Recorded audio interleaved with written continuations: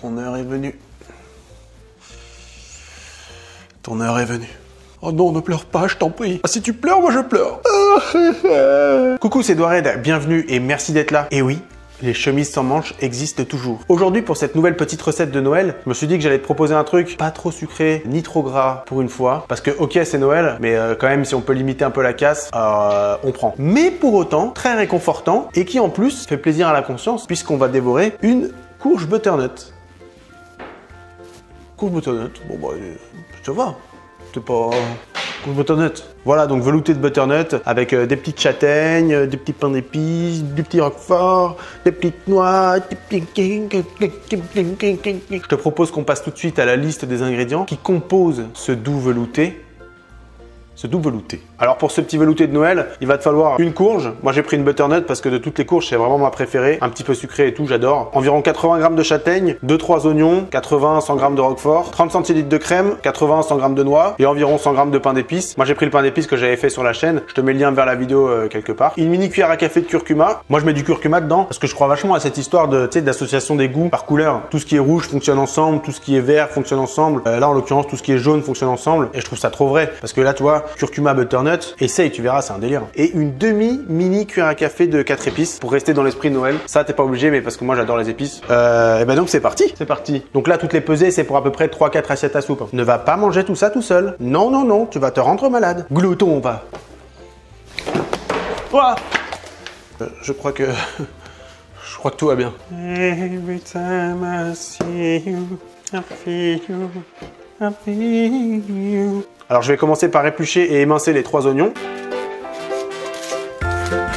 Voilà, nickel. Je les ai coupés en deux. Maintenant je les émince.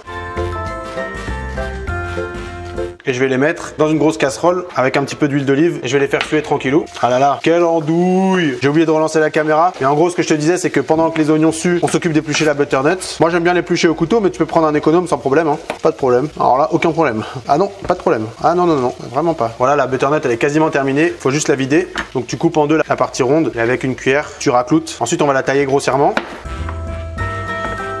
Voilà. Et on rajoute tout ça avec les oignons. Donc là, moi, je me mets à feu moyen et je viens déjà mettre une bonne grosse pincée de sel. Voilà, c'était plus une pincée, hein. Mais voilà, tu mets un petit peu de sel pour assaisonner les courges et les oignons et tu les fais revenir tranquillou. Et à ce stade-là, je balance le curcuma, le 4 épices et je fais torréfier tout ça. Donc je te l'avais déjà dit, mais moi, j'aime bien faire torréfier le légume avec les épices et tout au début. Ça permet d'apporter un petit goût toasté. Un petit goût sympa. Donc là, je te l'avais pas mis dans les ingrédients parce qu'on n'est vraiment pas obligé de le faire. Mais moi, je vais mettre une petite larme de miel pour renforcer le côté sucré de la butternut, mais ça c'est vraiment pas obligé, hein. C'est parce que moi je suis un gros gourmand, Tu vois au fond ça accroche un petit peu là, mais c'est pas cramé, c'est parfait. On va venir déglacer tout ça avec un petit peu d'eau. Voilà. Et là on se met à feu fort et on laisse cuire comme ça notre petite butternut. Voilà, donc là on va la laisser cuire tranquillou. En attendant, nous on va préparer les garnitures châtaigne et pain d'épices pour pas perdre de temps quoi. Optimisation maximale. Pas une minute à perdre. Alors pour la garniture du velouté, bah c'est pas compliqué. Les petites châtaignes, on va les écraser. On va même les écraser comme ça à la main. Tac. Et des petites brisures. Pas trop fin, mais pas trop épais. Pépé. Voilà. Fantastique. Pareil, les noix, on va les concasser. Merveilleux. Et le pain d'épices, on va le tailler en petits cubes. Comme ça, c'est nickel. Et pour finir, le roquefort, on les miette à la mano. Voilà, nickel. Les petites garnitures sont prêtes. Ça fait extrêmement plaisir. Il n'y a plus qu'à attendre que la butternut soit cuite. On mixe tout, on dresse et merci, bonsoir. Voilà, donc la butternut est cuite. On le sait parce qu'elle s'écrase toute seule, comme tu peux voir. Donc là, ce que je vais faire pour éviter de me retrouver avec une soupe trop liquide, c'est que je vais mettre une partie du liquide de côté. Ça sent tellement bon là. Ouh. Je vais mixer comme ça et si c'est trop épais, eh ben, on remettra du liquide. Il vaut mieux dans ce sens-là parce que si c'est trop liquide, eh ben, t'es foutu. Foutu! Donc là, tu vois que c'est un petit peu trop épais. Donc je mets le liquide que j'avais mis de côté. Merveilleux. Et quand tu as bien mixé, on peut balancer la crème. On goûte vite fait pour rectifier l'assaisonnement si besoin. Oh my god, c'est tellement bon.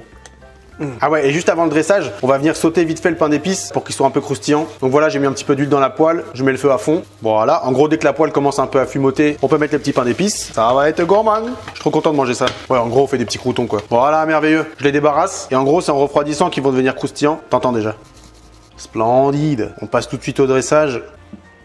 Donc là, moi, je mets dans une assiette à soupe, mais tu peux très bien le servir en shooter, hein. On va mettre une petite cuillère de crème liquide. On met les petits croutons de pain d'épices. T'en mets autant que tu veux, moi j'en mets pas mal. On met les petites noix, les petites châtaignes et un petit peu de roquefort. Et après, moi, j'avais ciselé des petites tiges d'oignons nouveaux pour rappeler les oignons qui sont dans la soupe. Quand même sympa, quoi. Et voilà, c'est terminé pour cette petite recette de velouté. Donc t'as vu, hein, c'est quand même un truc bien réconfortant, bien gourmand, bien costaud, parce qu'il fait quand même froid. C'est super bon. Voilà, donc comme je t'ai dit, tu peux faire ça en entrée ou un petit shooter à l'apéro, un petit peu de soupe, une petite châtaigne, une petite noix, un petit bout de roquefort, un petit bout de pain d'épices et tout le monde est content. Mais tu peux faire ça aussi en plat, hein. C'est pas parce que c'est une courge que c'est nul, c'est pas Noël. Si, c'est très gourmand, ça fait plaisir, tu peux le faire en plat. Sur ce, moi je te dis à la prochaine recette et je te fais un petit bisou. En fait, j'arrive pas à commencer la vidéo parce qu'il y a l'affreux Jojo qui m'embête. Alors, qu'est-ce qui se passe? Et voilà. Oh my god. Wow. Pour de tonnettes. Oh, comme de tonnettes.